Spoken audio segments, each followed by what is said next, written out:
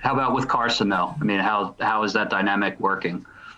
I mean, we're working together, communicating on things. You know, he has 5 times as much experience that I have, so he's always a helping hand when a question comes up. What do you think about that? A little more than 5 times, I would say, though. Well, look, man, this is not a this is not a Jalen Hurts issue. This was a Carson Wentz issue. So for Carson Wentz not to be there for a young quarterback, that would be wrong. He's going to be there for him and help him out for whatever it is. You know, he's not going to just turn his back on him and act. No, he's not going to pout and do those things. Carson's issues will be with the coaching staff and the organization. It won't be with his teammate. What the hell has Jalen Hurts done to him? Right? I mean, think about it. Why do we get into these things?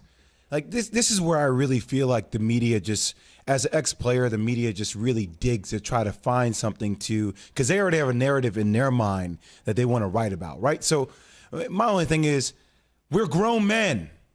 We're grown men, Key. I don't need you to put your arm around me and tell me it's going to be okay. You might have to give me some advice here or there if you choose to, but if not, I'm going to have to figure it out. Like, I don't think Jalen Hurts is going into this scenario saying, oh, I really wish Carson Wentz will help me out, and I'm really worried about our relationship, so our relationship is going to, if it's not good, it's going to hinder the way I perform in the field. No, you're one of the worst in the league at third down conversion rates, right? Keep plays alive offensively and keep your offense on the field. That's what Jalen Hurts needs to do. Well, sometimes it's always good, though, to get the perspective of somebody who's actually been in the chair and been in that position, because now that they're removed from it, they see it a lot clearer. You know what I'm saying? Like Carson Wentz is so amazing right now. Carson Wentz sees it different than he sees it when he's underneath the center, because he's the backup now. So he's looking at it like different. So for Jalen Hurts to go to him and say, if this happens here and that happens here, what would you do? Now Carson could say, oh, I would do this, because the bullets aren't flying right now. So he doesn't have to worry about ducking and dodging. But when them bullets go to flying, you got to duck and dodge. Your mindset is so much way different. That's why veteran quarterbacks are good for young guys, because they see it different. And I learned this from Frank Reich when I was a rookie. Frank Reich was the backup. Believe it or not, he was my quarterback. I was young though. Frank was on his way out, but he could come and teach me. He taught me so much and got me up to speed because I was late to training camp.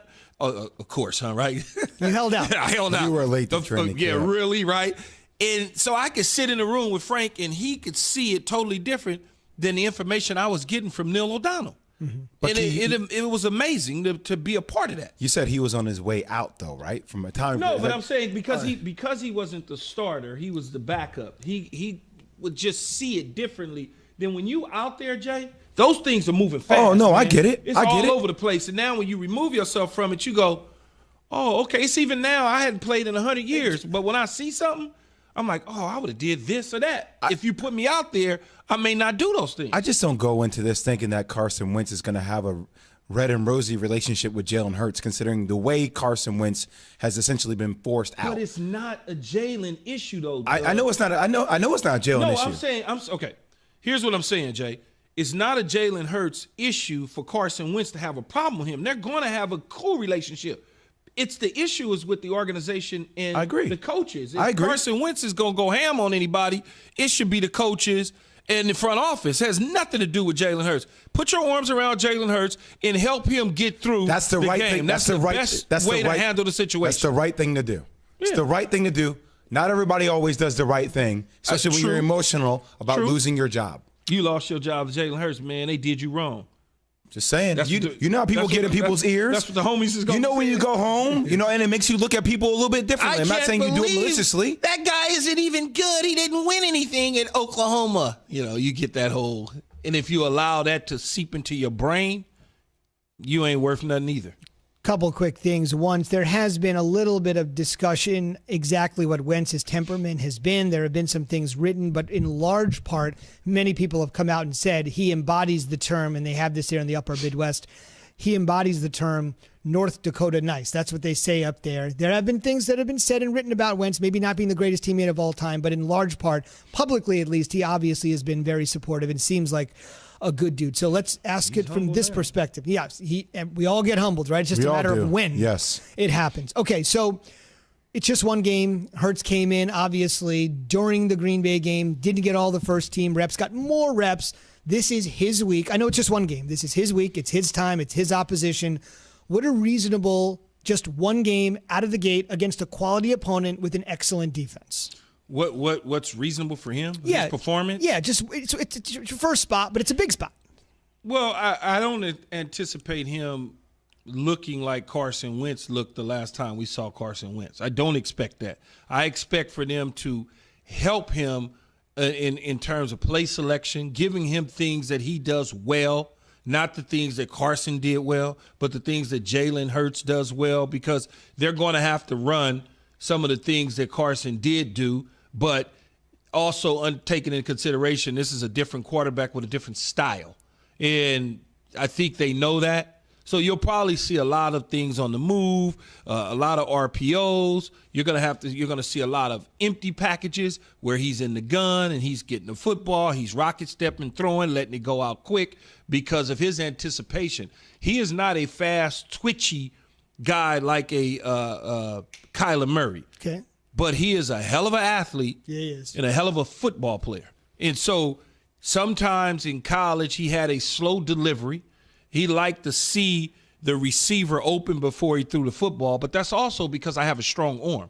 Quarterbacks taught me, Vinny Testaverde taught me this as well, because his arm was so strong that a lot of the times I would come out of my break, but I could see him throw the football because he knew I'm going to get it there before the defensive back. A lot of guys do that, and it could get them in trouble opposed to timing. In the timing, no one typically would say, oh, his timing is off. He's supposed to throw that ball before he comes out of the break.